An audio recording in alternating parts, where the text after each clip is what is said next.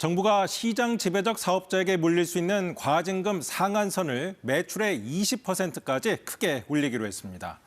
요즘 여러 물의를 빚고 있는 쿠팡이 바로 이 시장 지배적 사업자에 해당합니다. 반칙을 한 기업이 감당해야 할 경제적 부담을 키워서 제재 효과를 높이자는 논의가 이 쿠팡 사태로 빨라지는 기류입니다. 오늘 첫 소식 이도윤 기자가 단독 취재했습니다. 쿠팡은 2020년 온라인 쇼핑 1위로 올라섭니다. 이후 점유율을 높일수록 갑질, 독점 논란이 커졌고 지난해 공정거래위원회는 유통업계 최대인 과징금 1,600억 원을 부과합니다. 검색 알고리즘을 조작해 자사 제품을 우대했다는 소비자 기만 혐의였습니다. 자기 상품만 검색 순위 상위에 올려 부당하게 소비자를 유인한 행위를. 소비자 기만이 문제된 건 미국 아마존도 마찬가지입니다. 지난 9월 미국 연방거래위원회는 민사 벌칙금 1조 4천억여 원을 부과합니다. 소비자 합의금까지 감안하면 부담액은 총 3조 5천억 원.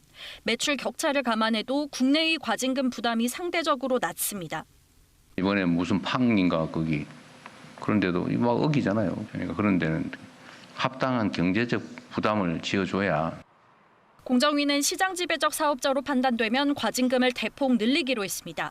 과징금 상한을 매출의 최대 6%에서 최대 20%로 3배 이상 올립니다. 매출액 산정이 어려울 때 상한액도 20억 원에서 100억 원으로 높입니다. 각종 갑질에 대한 과징금도 함께 올립니다.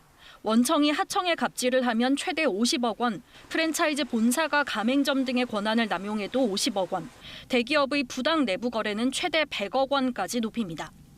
현재 관련 매출의 기준의 과징금액 산정 시스템이 충분하지 않은 면도 있는 것은 사실인 것 같아요. 과징금 상한액은 공정거래법 등 각 법률에서 정합니다. 공정위는 내년 초 법 개정 절차에 착수합니다. KBS 뉴스 이도윤입니다.